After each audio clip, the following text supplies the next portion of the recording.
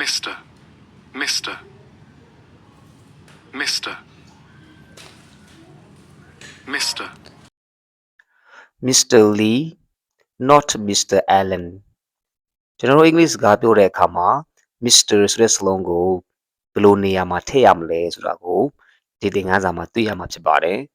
Mr ဆိုတဲ့စလုံးကိုကျွန်တော်တို့သုံးတဲ့အခါမှာ last name နဲ့သုံးရမှာဖြစ်ပါတယ် first name နဲ့ last name ရှိတာပေါ့နော် last name ဆိုတာကသူ့ရဲ့အမျိုးနာမည်ပေါ့နော်မိသားစုနာမည်ပေါ့နော်ဒါနဲ့တွေ့ရမှာဖြစ်ပါတယ်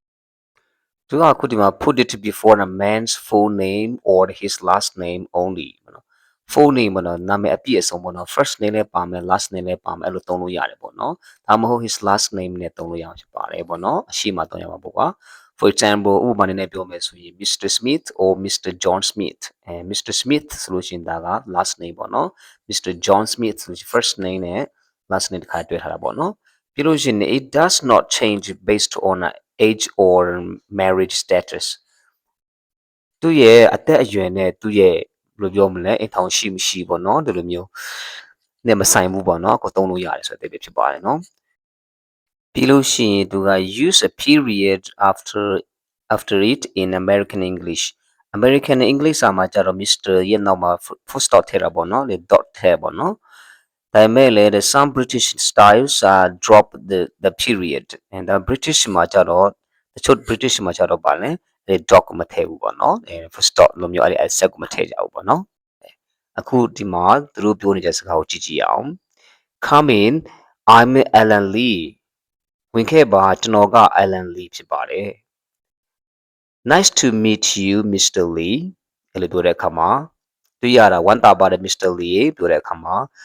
Alan က first name ဖြစ်ပြီးတော့ Lee က last name ဖြစ်ပါတယ်ဒါကြောင့်မို့သူက Mr. Lee လို့ပြောလိုက်ဖြစ်ပါတယ်တကယ်လို့များနှစ်ခုစလုံးပြောချင်တယ်ဆိုလို့ရှိရင်တော့ရတယ် Mr. Alan Lee ပေါ့နော်ဒီလိုမျိုးနှစ်ခုစလုံးပြောမယ်ဆိုလို့ရှိရင်ထည့်လို့ရတာပေါ့နော်ဒါပေမဲ့ first name ကိုပဲ Mr. Allen ပြောလို့မရဘူးပေါ့နော် okay နောက်ထပ်ဥပမာကြည့်ကြည့်အောင် I'm Bill Jones ကျွန်တော်က Bill Jones ဖြစ်ပါတယ် nice to meet you Mr. Jones အဲ့လိုပေါ့နော် Bill က first name ဖြစ်ပြီးတော့ Jones ကတော့ last name ဖြစ်တယ်ဒါကြောင့် Mr. Jones လို့ပြောထားတာဖြစ်ပါတယ်ခဏခုကြည့်ကြည့်အောင် you can call me by my first name all right hello Bill အဲ့လိုပေါ့နော်မင်းကကို first name နဲ့ခေါ်လို့ရတယ်ပေါ့နော်ဟုတ်ပြီအဲ့လိုဆိုရင် hello Bill ပေါ့နော် Bill ကိုပြောလိုက်တယ် Mr. ထည့်လို့မရဘူးပေါ့နော် Bill ကပါလဲ first name ဖြစ်နေလို့ပေါ့နော်အဲ့ဒါခုကြည့်ကြည့်အောင် I like you to meet Don Clayton hello Mr. Clayton အဲ့လိုပေါ့နော်တွေ့ရတာဝမ်းသာတယ်ပေါ့နော်မင်္ဂလာပါပေါ့နော်ကဲဆိုရင် Clayton ဆိုတာက last name ဖြစ်တယ် Don ကတော့ first name ဖြစ်တယ်ပေါ့နော်အဲဆို Mr ကြတော့ last name နဲ့တွေ့ရတယ်ဆိုတာကိုမှတ်ထားရမှာဖြစ်ပါတယ်အားလုံးကိုကျေးဇူးတင်ပါတယ်